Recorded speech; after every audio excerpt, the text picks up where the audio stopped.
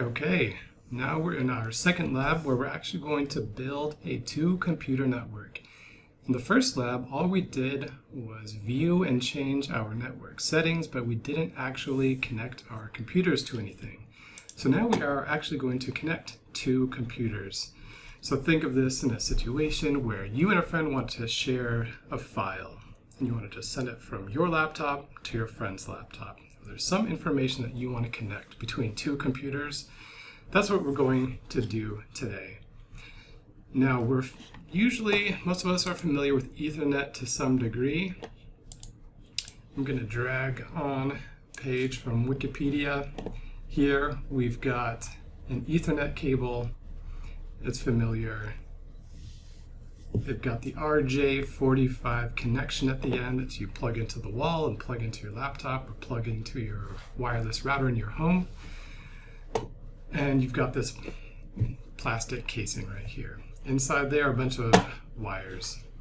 If we're going to connect two computers directly, we need to use a special kind of cable called a crossover cable. So an Ethernet crossover cable is a type of Ethernet cable used to connect computing devices together directly. So if we're just going to connect from one laptop to another, we want to use a crossover cable. Now, once we start using switches, we will want to use a patch cable or a straight-through cable, but for now, we're going to use a crossover cable in this lab. Just note that from the outside, these cables look exactly the same. They will have You can't glance at a cable just quickly and know if it's a crossover or a straight through cable. The only difference between these two types of cables are the order of the cables inside that RJ45 connector. So just know we need to use a crossover cable here. So this is what, if we look at this diagram on the screen, we're going to use a crossover cable. We've got computer A and computer B, and they're just directly connected with one Ethernet crossover cable. You can see the IP addressing scheme right there. So we're going to set the IP addresses of those two computers. So this is one that you would need to do. If you have two computers, you could do it yourself.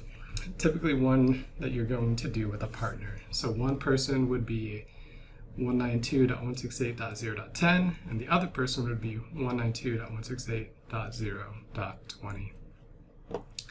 So I'm going to do it slightly differently than the instructions here.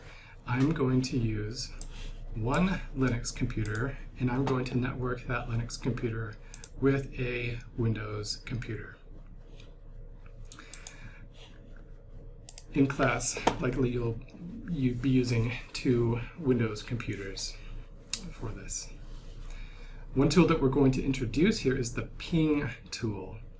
Ping is a command used to verify connectivity between two machines. It's something that we're going to use extremely frequently in testing our networks to make sure that everything is working properly. Ping is a tool that is critical for everybody who's working with networks. You must know how to use the ping tool and what it does. Failing to learn the ping tool is like taking a biology 100 course and not learning anything about the cell. Ping is just fundamental.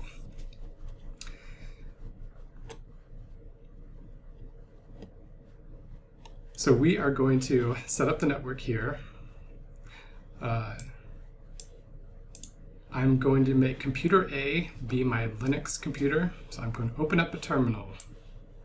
Now, I haven't given you the instructions in this lab how to set your IP address. We've done that before, right? So what's going to happen? What if I ifconfig eth0 192.168.0.10.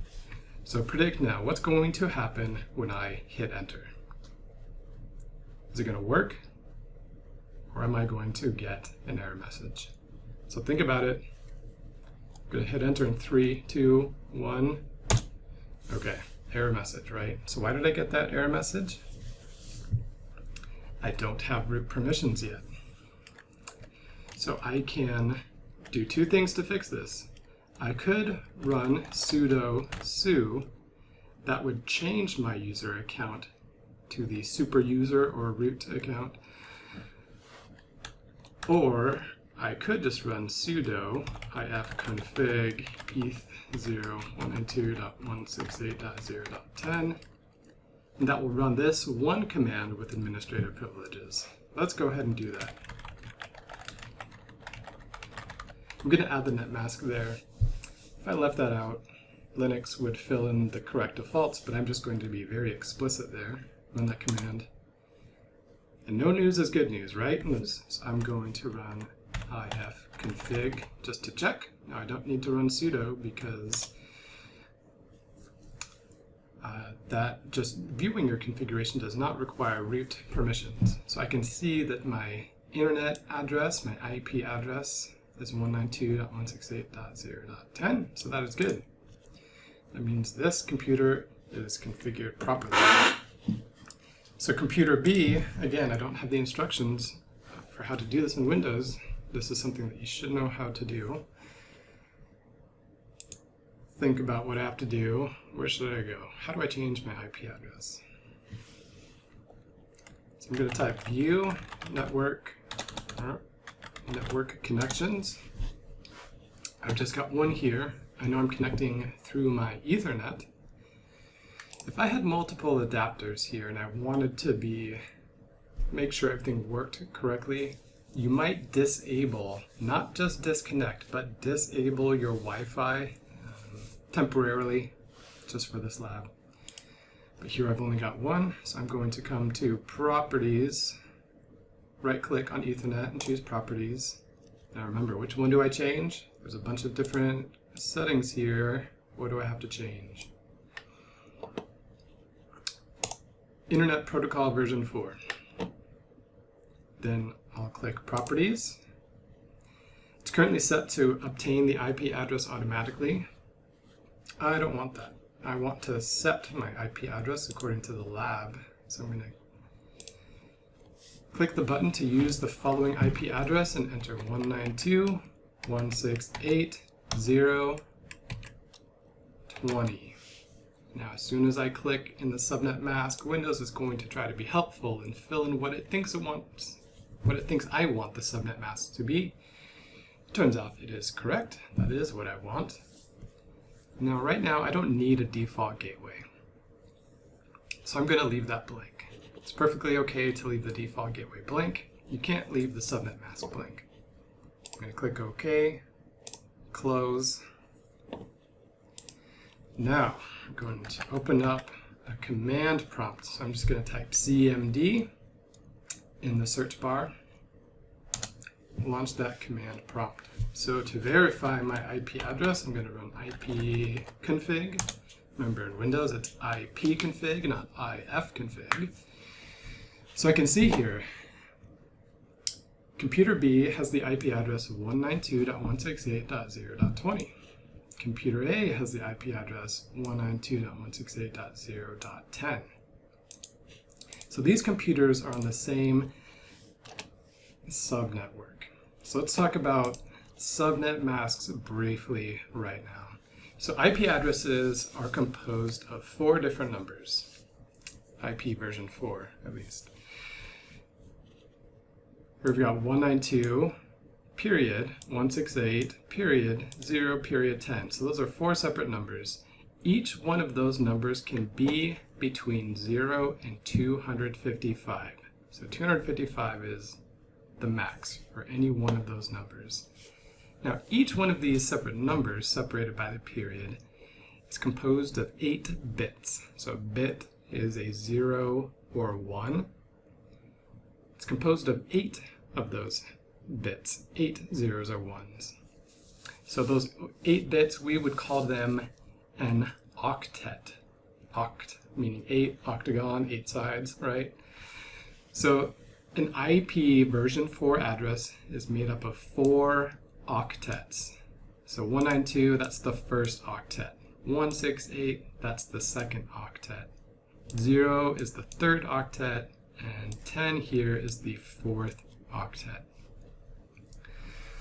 Let's look at the subnet mask. We can see here we've got The first 3 octets are 255 on both of my computers, on machine A and machine B. You can see over here 255.255.255. That's on computer B. That's on my Windows computer. So note that the subnet masks match on computer A and computer B. And we will go into this in much greater detail later on, but it's important to note that what this basically tells our computer is that the first 3 octets define our network. So 192.168.0, that's our network. So the first 3 octets in our IP addresses match, just like the first 3 octets of our subnet masks match. Basically, that tells us that we're on the same network. The only thing that doesn't match as far as our IP addresses and subnet masks is this last octet. So computer A is 10, computer B is 20. Now these have to be different on this 2-computer network. If we use the same IP address, it just wouldn't work.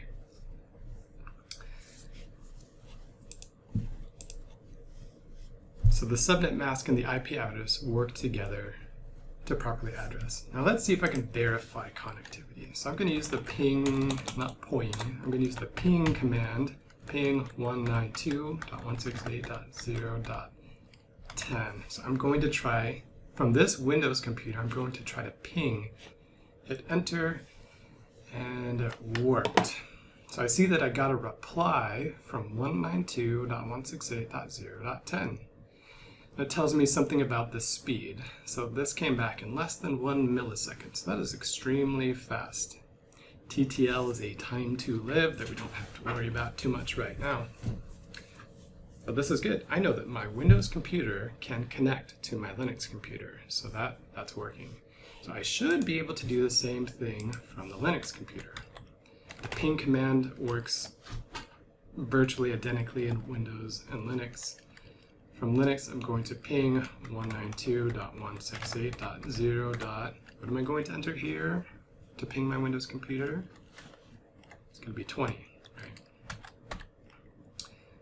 I'm going to go ahead and hit enter, and let's see what happens. So it's trying to ping the Windows computer. It's sitting here though. So the Windows computer worked fairly quickly. I didn't have to wait very long to see the results. Uh-oh, something's wrong. Networking is fundamentally broken, perhaps. So for some reason, my Windows computer could ping my Linux computer fine, but Linux appears to be having a problem pinging Windows. So I'm going to stop this. I'm going to interrupt it. I'm going to press Control-C. So it tells me, yeah, it didn't work. 40 packets transmitted, 0 received, 100% packet loss. So that's no good. So you might think, oh, well, let's just run sudo. Sudo makes everything work, right? 192.168.0.20. Let's try running it as sudo. Okay. No, sudo was not the problem. Still not working. 100% packet loss. So I pressed Control-C again. You can see that *C. That's because I entered Control-C. Here's the problem. Windows computers now, by default, come with a firewall. Windows firewalls block pings. It's a basic security mechanism. Most Windows computers, they don't need to respond to pings, so they don't. So we need to change this. So we need to come into Windows, and I'm going to type firewall. Now, you're going to get a few search results. You want to start regular old Windows firewall. You do not want to start Windows firewall with advanced security. We just want the basic stuff right now. So I'm just going to click Windows firewall. This is going to pop up momentarily.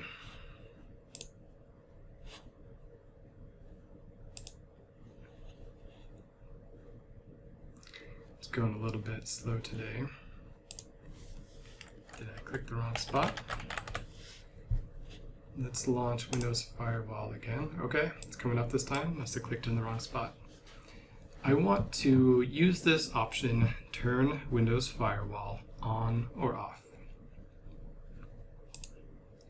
I can see here that my firewall is turned on. Now, most of the time, this is what you want. You want your firewall protecting you.